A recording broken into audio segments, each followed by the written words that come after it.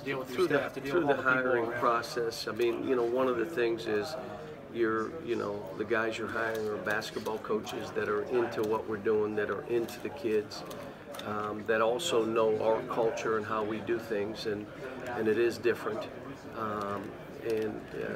You know, right down from managers, you're responsible for them too now. I mean, from managers on up, and you meet with them, you talk to them about it, and you know, I have good people around me, and I feel good about how we do what we do. Coach, along those same lines, how do you take something that's such a big negative like this and help it to impact the sport for the better in the long run? Well, behaviors are going to change now. Like, you're not going to go do something because, am I going to jail? There's a difference. Behaviors will change. The question is, going forward, are we going to make this better for these kids? That's the question that's out there. So all this stuff, if the NBA is worried about the NBA, that's it. And the NCAA is worried about the NCAA, that's it. And each university is only worried about themselves and their own thing. You're probably not going to get it right. But if we all sit back and say, how do we make this right for these kids? And I say it in this regard, how are you fair with these kids? And being fair doesn't mean you treat every kid the same. Right now we have an insurance program that is available to every NCAA kid, but only certain ones are eligible. You can apply, but you're not going to get it. So that's fair though, because you have to insure those kids who are in college, and they have to be able to, for their future. So I just think that if we get together, I'll give you an example. I know right now, I believe that these kids should be able to go out of high school.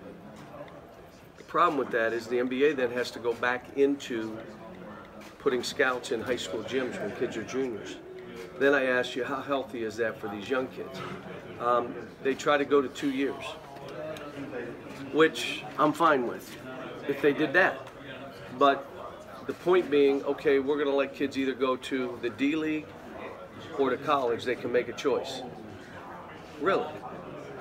What choice are they going to make? So now all of a sudden, as a kid's in 9th or 10th grade, it's academic time. It's time to get better. It's what we've done. Now, I didn't agree with the NCAA on many things, but especially where they raised those academic standards a few years back. And I said, you're hitting certain kids and it's not fair. They were right and I was wrong. They raised those standards and kids met those standards. Now we had the highest graduation rate in college basketball history, the highest college or graduation rate of African Americans in college in its history. So now you're going to go back and say, let's throw all that out, all that we've worked for academics, to tell a kid you can go to the D League or go to college. You can do either. Well, all right, raise your hand if you'd have gone to the D League. I would have. I mean, it's how it is. So my thing is, there's going to be unintended consequences if we don't think of these kids. The D League is unbelievable because I have 5 or 6 kids in it right now fighting to get back in the NBA. That's what it should be for. To have a kid out of high school on his own, getting up on his own when mom was waking him up every single day, on his own, I don't know if they're built for that. I know we are. Our kids get a lifetime scholarship. Some of them leave early, some of them don't. And, you know, I look at this and I keep coming back to be fair and be about these kids and what are the unintended consequences. Now, I'll say this. But it's not working. Who is this not working for? Is it individual schools? Well, then don't recruit these kids. If it's not working for you, don't recruit them. Recruit who you want to recruit. You have a choice. If it's not working for the NBA, tell me what's not working for the NBA. If it's not working for universities, tell me what's not working for the university. I just need to know what's, you can't say it's not working. Tell me what's not working. Why for 10 or 12 kids would we change this whole, just throw it out?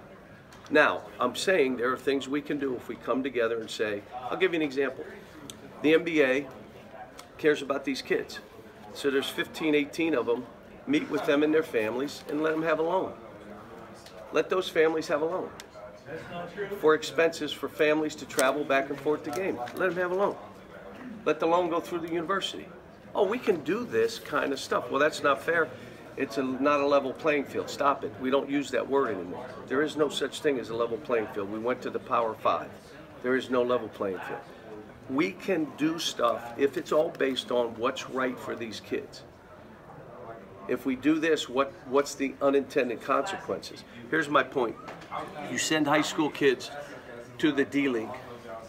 How many of them will make the NBA? Just give me a number. How many of them? Saying 5%, you know that's high. It's probably 2 or 3%.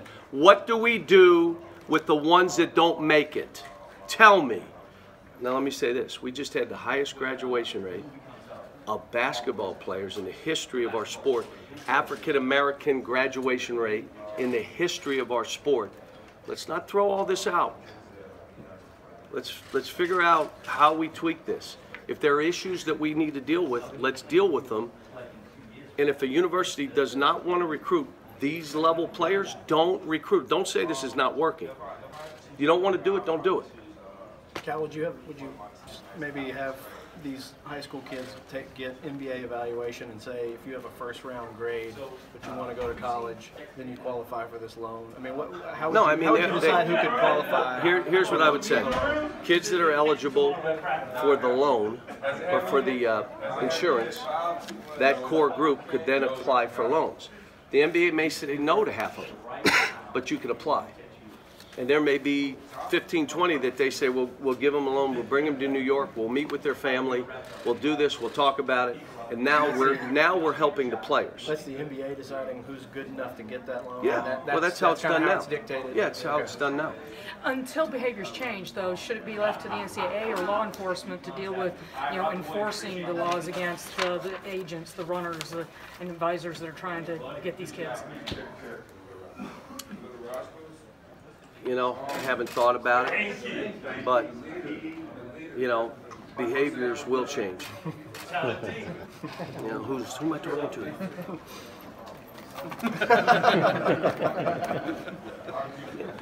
Behaviors change. Believe me. So some of the stuff we're talking about, some of the stuff, I'm like saying, look guys, behaviors are going to change. How do we make it right for these kids? Without saying, all right, these 12, we're going to change this all because of 12 kids. What? That I don't get. I love that Condoleezza Rice is the chairman of this. Bright, she is engaged, she gets it. And the committee, the other people I heard on that committee, very good. Care about the kids. Every decision, what's this do for kids? What is it doing for them? What's the unintended consequence? Are we steering them away from education? Are we steering them away from education? Well, then we're wrong. Let's do this. I'll say it again. Our kids have lifetime scholarships. Our kids understand there's a path that they're on that needs to be cleaned. That's why they finish every term. They do what they're supposed to do for the kids that are trying to go that same path. But this stuff is, there's change happening, but let's make it. What are we doing for these kids? John, if a kid could stay in school, it could be a college athlete and then benefit from image like this. Well, let me say this. All right, I'm going to make a statement from what you just said. I'm going to make everybody mad, so listen closely. I'm ready. If they say either go to the D-League or NBA or to college, we're benefiting.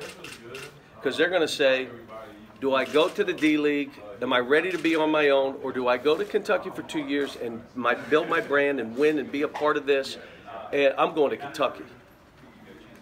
We're benefiting. So you want to go that route? And, Jerry, you won't be here by then, but I have, what happened? What happened? I have teams for 2 years now. I wouldn't know what to do.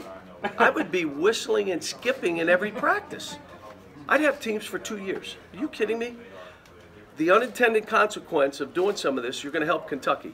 That will change it. So that ain't happening now. I'm telling you, let's do what's right for these kids. Let's be fair. Doesn't mean you treat every kid the same, but be fair. Let's make this a great environment, and the sport will be better. What about Last just question. being able to benefit? Yeah. A kid get an endorsement deal while in college, for example. You know what? I'm going to let the powers that be come up with ideas like that, and then I'll discuss it on my website. But I'll discuss it, and I will tell you that being fair may be that. What's fair? Let's do this in a fair way. And I think again, I'm proud of some of the stuff that we've moved to at Kentucky, which is lifetime scholarships. That John Wall at his Hall of Fame induction said, I am going to finish. Brandon Knight, you have guys 4 or 5 that have already started on their way back. Now it's going to take time because they're still playing professionally.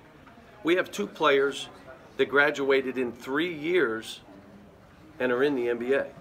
So there's a component. Let's not get away from this and start making this that it isn't about this. It is. It is about, do we want to steer kids toward education or do we want to steer them away?